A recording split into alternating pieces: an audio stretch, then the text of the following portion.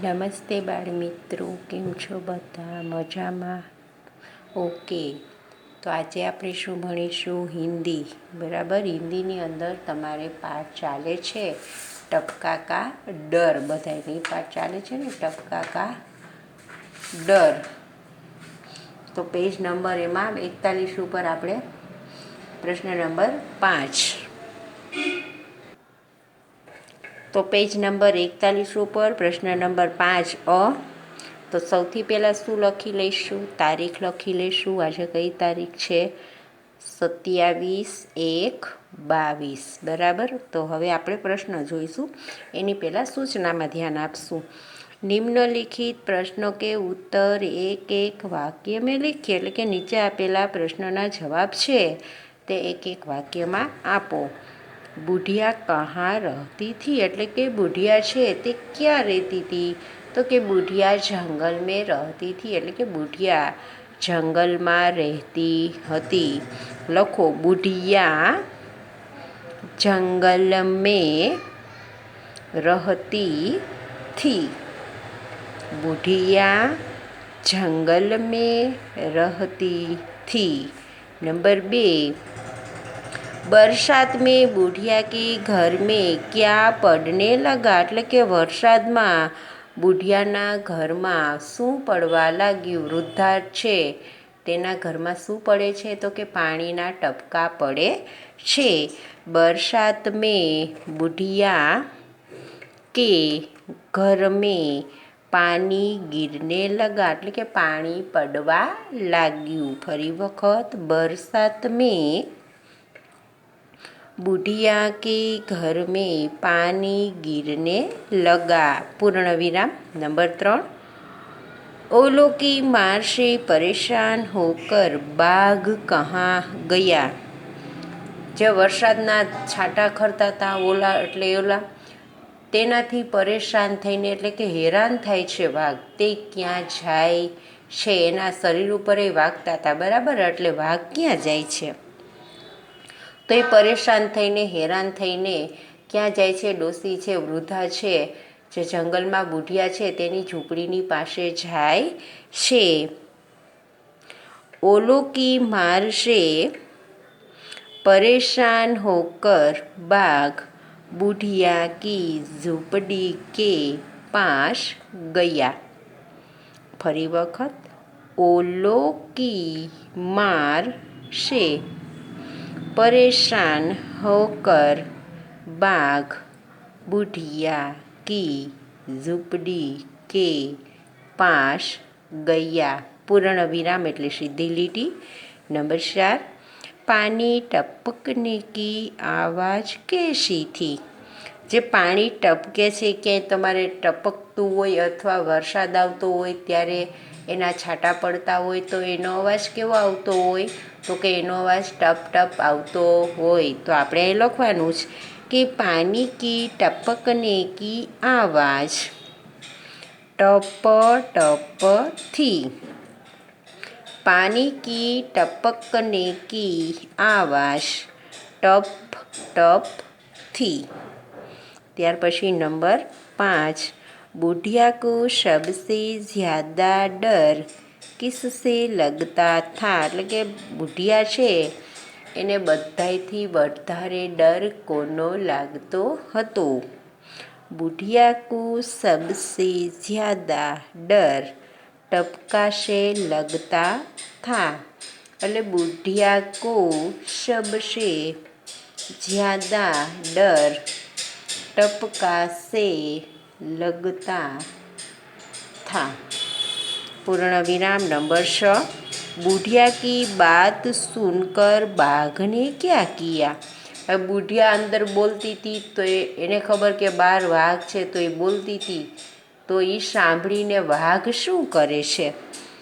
બુઢિયા કી બાત સુનકર એટલે કે બુઢિયાની જે ડોશીની વાત છે તે સાંભળીને બાઘ ગભરાયા એટલે કે વાઘ ગભરાયો. ઓર સિર પર પેર રખકર ભાગ ગયા એટલે કે માથા ઉપર પગ એને નહોતા રાખ્યા પણ એકદમ ઝડપથી ત્યાંથી ભાગી જાય છે. હવે લખશું આપણે. बुढ़िया की बात सुनकर बाघ घबराया और सिर पर पैर रखकर ભાગ ગયા. માથા ઉપર પગ રાખીને ભાગે તો થોડી ભાગી શકાય, કે માથા ઉપર પગ હોય નહીં, પણ આપણે એમ કેમ કે ઊભી પૂંછડીએ ભાગી જાય છે. બરાબર. ફરી વખત, બુढ़िया की बात सुनकर बाघ घबराया और सिर पर पैर रखकर भाग ગયા. ઓકે, તો હવે આપણે પેજ નંબર 42 ઉપર બ લખી લીધો. હવે બનો વારો. निम्नलिखित प्रत्येक विषय के बारे में 5-7 वाक्य लखे. નીચે આપેલા વિષય ઉપર 5 થી 7 વાક્ય લખો. જે નીચે વિષય આપણને આપ્યા છે, 3 વિષય છે, મોર, વાઘ અને તોતા, એટલે કે મોર, વાઘ અને પોપટ છે. ત્રણેય વિશે 5-5 વાક્ય કે 7-7 વાક્ય આપણે લખવાના છે. તમને મોર તો બધાને ખબર જ છે કે મોર છે એ શું છે. પહેલું વાક્ય આપણને ખબર હોવી જોઈએ કે મોર છે એ આપણું રાષ્ટ્રીય પક્ષી છે. મોરને કેવા પીછા છે? રંગબેરંગી પીછા છે. કેમ કે તમે લોકોએ મોર તો જોયો જ હોય. જો મોર ન જોયો હોય તો એના પીછા તો આપણે જોયા જ હોય. બરાબર ને. મોર કોનું પ્રિય પીછું છે? એ કોણ માથા ઉપર રાખે છે? શ્રી કૃષ્ણ ભગવાન છે તેના માથા ઉપર રાખે છે. બાળકો પણ તેની ચોપડીમાં રાખે છે. રંગબેરંગી પીછા છે. મોરને વરસાદ બહુ ગમે છે. તે વાદળા જોઈને વરસાદને બોલાવે છે. અને વરસાદની ઋતુમાં વધારે મોર નાચતો જોવા મળે છે, એટલે કે કળા કરતો જોવા મળે છે. આવી રીતે આપણે લખવાનું છે. મોર પીહું પીહું બોલતા હે, અને એનું શરીર વજનવાળું છે, સાવ હળવો નથી, એટલે વધારે તે ઊંચે ઉડી શકતો નથી. તે મોટે ભાગે ખેતર અને જંગલમાં રહે છે. તો હવે આપણે લખીશું, મોર ભારત કા રાષ્ટ્રીય પક્ષી હે, એટલે કે મોર ભારતનું રાષ્ટ્રીય પક્ષી છે. ચાલો લખો હવે, મોર भारत का राष्ट्रीय पक्षी है. मोर भारत का राष्ट्रीय पक्षी है. પછી બીજી લીટી, મોર કે શિર પર કલગી હોતી હે, એટલે કે મોરના માથા પર કલગી હોય છે. મોર કે सिर पर कलगी होती है. फरी वक्त, मोर के सिर पर कलगी होती है. नंबर 3, मोर बादलों को देखकर खुश होता है. मोर બાદલો કો એટલે કે વાદળાને દેખકર જોઈને ખુશ હોય છે, એટલે કે ખુશ થાય છે. લખીશું, मोर बादलों को देखकर खुश होता है. मोर बादलों को देखकर खुश होता है. मोर खुश होने पर नाचता है, એટલે કે મોર ખુશ થાય છે એટલે નાચે છે. લખીશું, મોર खुश होने पर नाचता है. मोर खुश होने पर नाचता है. ત્યાર પછી, मोर के पंख रंग बिरंगे होते हैं, એટલે મોરની પાંખો એટલે પીછા રંગબેરંગી હોય છે. મોર કે पंख रंग बिरंगे होते हैं. मोर के पंख रंग बिरंगे होते हैं. ત્યાર પછી, मोर पंख फैलाकर कला दिखाता है, એટલે કે કળા કરીને નાચે છે. તેની પાંખો ફેલાવી અને એકદમ સરસ કળા કરતો મોર આપણને ઘણીવાર જોવા મળે છે. ક્યાં હોય? ખેતરમાં અથવા જંગલમાં. मोर पंख फैलाकर कला दिखाता है. ત્યાર પછી, मोर पीहू पीहू आवाज़ करता है એટલે પીવું પીવું એટલે મેં આવ મ્યાઉ મ્યાઉ એવું આપણે સાંભળી છીએ એટલે વરસાદને બોલાવે છે એવો અવાજ કરે છે। मोर पीहू पीहू आवाज़ करता है। मोर का शरीर भारी होता है। मोरનું શરીર વજનવાળું હોય છે। હવે मोर का शरीर भारी होता है पूर्ण विराम। मोर सब लोगों को प्रिय लगता है। सब लोगों को प्रिय लगता है એટલે કે મોર બધાને ખૂબ ગમે છે। મોર सब लोगों को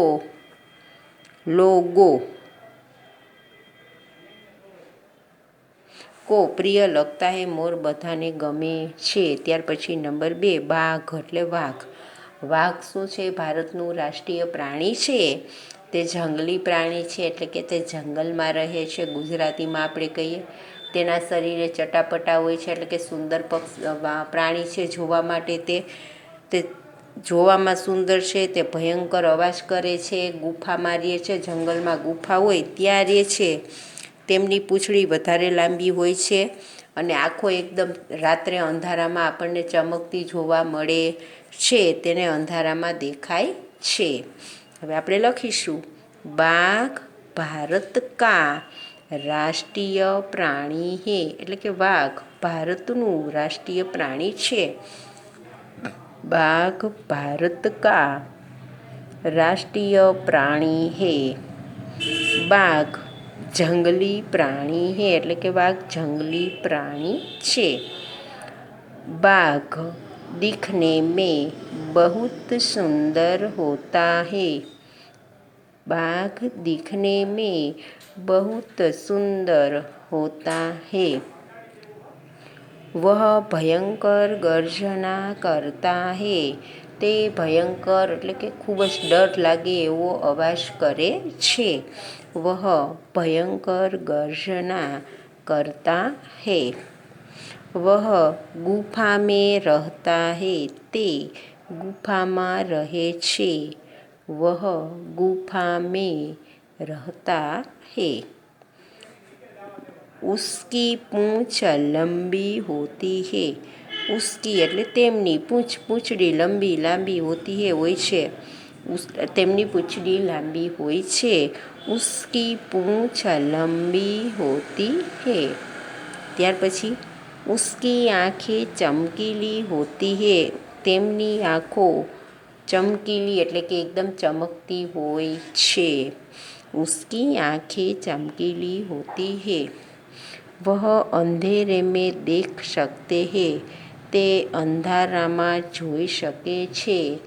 वह अंधेरे में देख सकते हैं। તે અંધારામાં જોઈ શકે છે। ત્યાર પછી તોતા એટલે પોપટ। પોપટનો કલર કેવો છે? તમે લોકોએ પોપટને પણ જોયો છો। ઘણાની ઘરે પણ પોપટ પાળેલો હોય છે।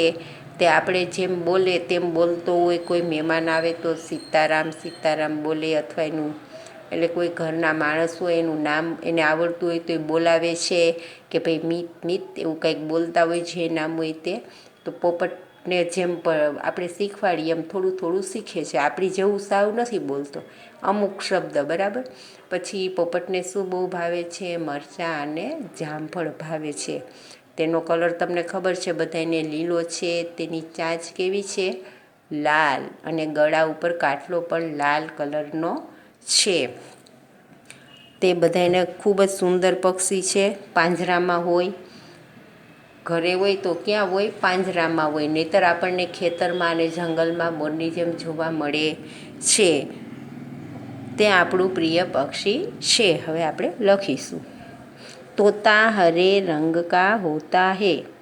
તોતા હરે રંગ કા હોતા હે એટલે કે પોપટ છે તે લીલા રંગનો હોય છે। તોતા દિખને મેં બહુત સુંદર પક્ષી હે એટલે કે પોપટ જોવામાં ખૂબ સુંદર પક્ષી છે।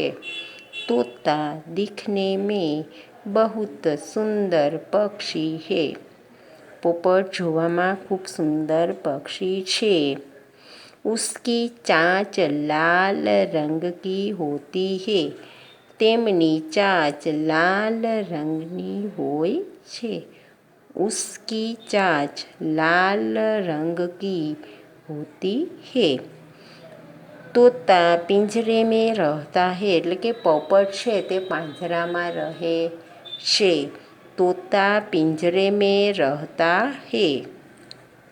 તોતા અમरूद और मिर्च खाता है, એટલે પોપટ જામફળ અને મરચાં ખાય છે, દાણાય ખાય છે મગફળીના, બરાબર। પોપટ अमरूद और मिर्च खाता है। वह खेत और जंगल में होता है, તે ખેતર અને જંગલમાં હોય છે।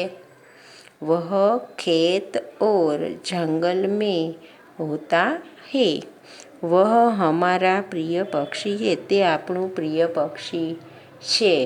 वह हमारा प्रिय पक्षी है, તે આપણું પ્રિય પક્ષી છે। ત્યાર પછી સામેના પેજ ઉપર છે એક કહાની છે, એક ચિત્ર છે। ચિત્રનું વર્ણન કરીને આપણે કેટલા વાક્ય લખવાના છે?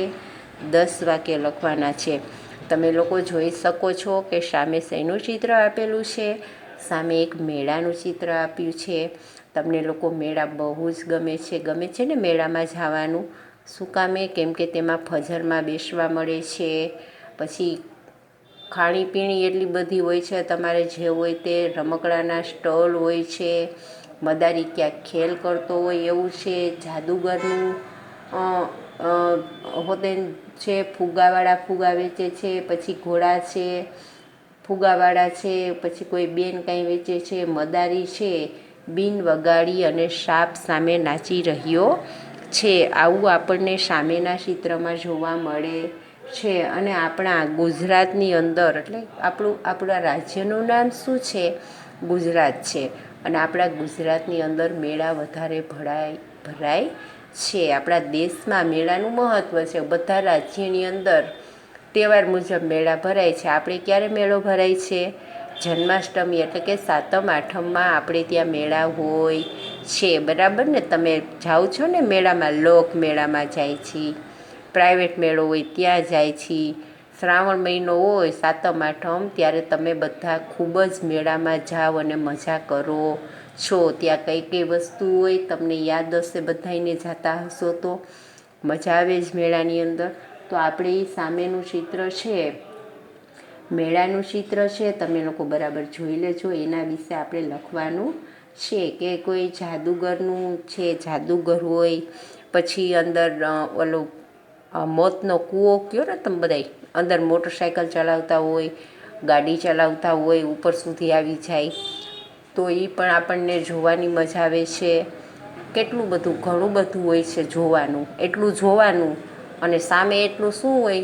તમારે નાસ્તો કરવાનું એટલું જ હોય, બધી વસ્તુ એટલી મળતી હોય, તમારે બધું શું કરવાનું હોય? લેવાનું જ હોય, મજા જ આવે મેળામાં, બરાબર ને? તે આપણે આવતીકાલે કરીશું મેળાનું, બરાબર ને? તો આજે આપણે શું કર્યું? એક પ્રશ્ન જવાબ કર્યા, પછી મોર વિશે કર્યું, વાઘ વિશે અને પોપટ વિશે। મોર આપણું રાષ્ટ્રીય પક્ષી છે। મોર હમારા રાષ્ટ્રીય પક્ષી હે।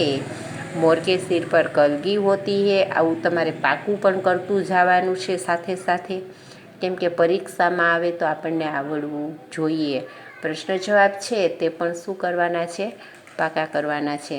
તો આવી રીતે પાકું કરી લેવાનું કે મોર भारत का राष्ट्रीय पक्षी है। मोर के सिर पर कलगी होती है। मोर बादल को देखकर खुश होता है। मोर खुश होने पर नाचता है। मोर के पंख रंग बिरंगे होते हैं। मोर पंख फैलाकर कला दिखाता है। मोर पीहू पीहू आवाज करता है। मोर का शरीर भारी होता है। मोर सब लोगों को प्रिय लगता है।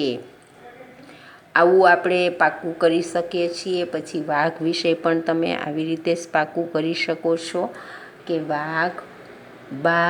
વાઘને હિન્દીમાં શું કહેવાય? બાઘ। बाघ भारत का राष्ट्रीय प्राणी है। बाघ जंगली प्राणी है। बाघ दिखने में बहुत सुंदर होता है। वह भयंकर गर्जना करता है। वह गुफा में रहता है। उसकी पूंछ लंबी होती है। उसकी आंखें चमकीली होती है। वह अंधेरे में भी देख सकते हैं। આવું આપણે 2-3 વાર કરીએ એટલે આપણે આવડી જાય. તોતા વિશે તમને એટલે કે પોપટ વિશે તો ઝડપથી આવડી જાય, કેમ કે પોપટનું તમને એમનેમ 5 વાક્ય ગુજરાતીમાંય બોલતા આવડે ને. આપણે આમ યાદ કરી તો પોપટ સામે જ આવે કે એનો કલર લીલો છે, ચાંચ લાલ છે, ગળા ઉપર કાટલો છે. પોપટ આપણી ભાષા બોલે છે, તેને મરચું ભાવે છે, જામફળ ભાવે છે. બાલ મંદિરમાં તમે બધા ગીત ગાતા હતા કે પોપટ મારો ભાઈ છે, મારી વાડીમાં આવે છે, લીંબુ ખાય મરચાં ખાય, સબને બાય બાય કે તો ઉડી જાય. આવું કંઈક ગાતા તમે લોકો, બરાબર. મને બહુ નથી આવડતું, તમને આવડે છે.